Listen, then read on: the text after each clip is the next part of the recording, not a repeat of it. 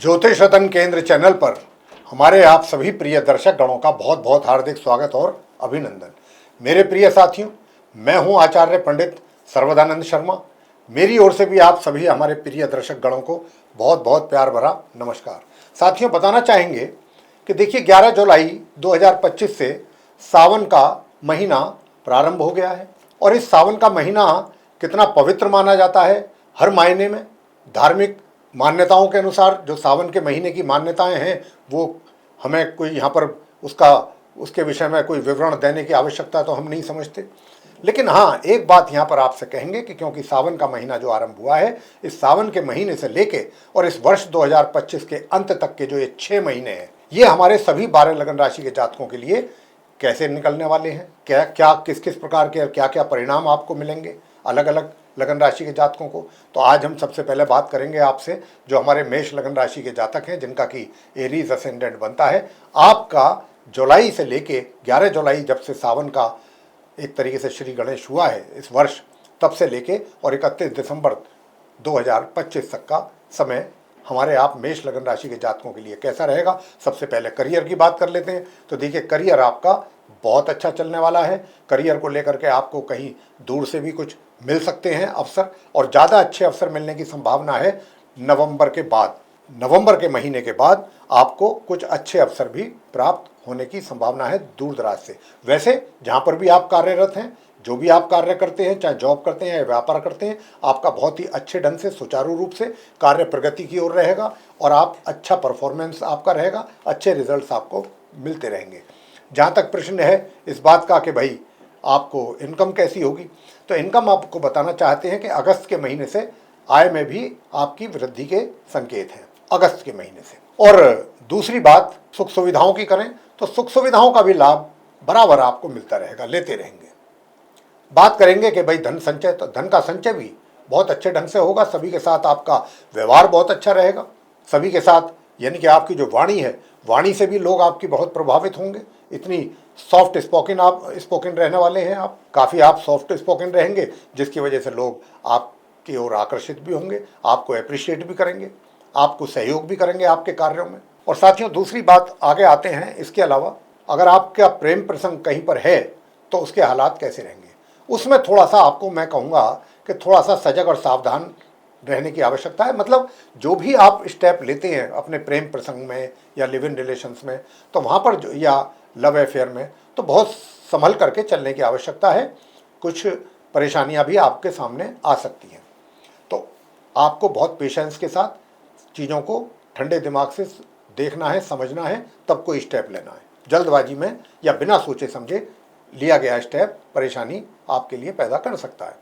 वैवाहिक जीवन की अगर हम बात करें तो वैवाहिक जीवन में ज़रूर थोड़ा सा आपको एडजस्ट करने में अपने स्पाउस के साथ थोड़ी दिक्कत महसूस आप कर सकते हैं, उसकी समस्या आपके साथ रहेगी। मगर जो पारिवारिक आपका मेल जोल है वो बहुत अच्छा रहेगा। परिजनों के साथ, बुजुर्गों के साथ घर के तालमेल बहुत अच्छा रहेगा। और कुछ समय के बाद मैं कह सकता हूँ कि यानी कि अगस्त के बाद आपका वैवाहिक जीवन में भी सुधार आप देखने को आपको मिलेगा। इसके बाद आगे की बात करते हैं कि शिक्षा को लेकर के समस्याएं दिख रही हैं। विशेष रूप से जो नॉर्मल एजुकेशन ले रहे हैं, उन्हें अपनी पढ़ाई को लेकर के बहुत सतर्क रहना होगा। गणपति जी की पूजा बराबर करते रहना है, माँ सरस्वती जी की पूजा, अगर आप चाहते हैं कि आपकी पढ़ाई निरंतर तरीके से बिना किसी परेशानी के, बिना किसी रोक टोक के चलती रहे।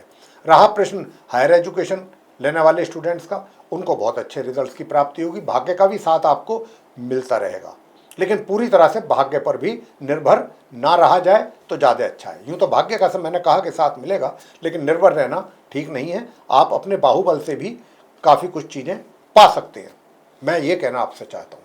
तो आप परिश्रम करेंगे तो उससे अच्छे परिणाम सामने जरूर आएंगे। और अपने खर्चों पर थोड़ा सा कंट्रोल रखिएगा, खर्च की अधिकता रहेगी, जितनी आय होगी उससे अधिक खर्चे की भी संभावना बन रही है। संतान की ओर से भी माता पिता को थोड़ा चिंता रह सकती है, उनके कार्यों को लेकर, बच्चों के, अपने संतान के, उनके अगर वो जॉब करते हैं तो जॉब को लेकर के कुछ ना कुछ तनाव और टेंशन मन में बना रहेगा संतान को लेकर।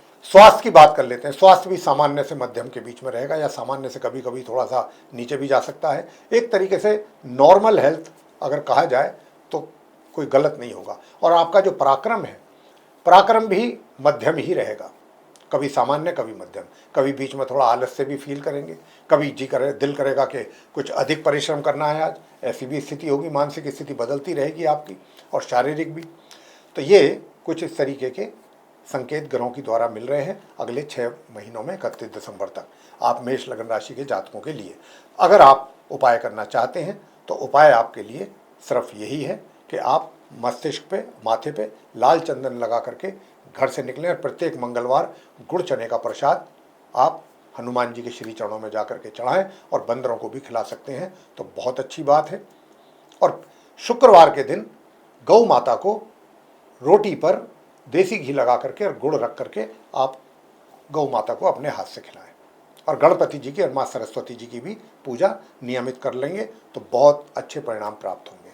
तो प्रिय साथियों, ये था हमारे आप मेष लगन राशि के जो जातक हैं उनका अपना सावन के महीने से लेकर 31 दिसंबर तक का जो 6 महीने का है ये समय है, इसमें किस प्रकार के रिजल्ट्स आपके सामने आने वाले हैं, ये चर्चा उसको लेकर के थी। हम आशा करते हैं कि ये चर्चा आपको पसंद आएगी।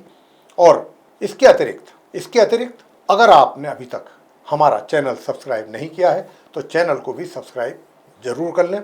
अधिक से अधिक मात्रा में वीडियो दूसरे लोगों के साथ शेयर करें ताकि वे लोग भी जानकारी का लाभ अच्छा खासा ले सकें।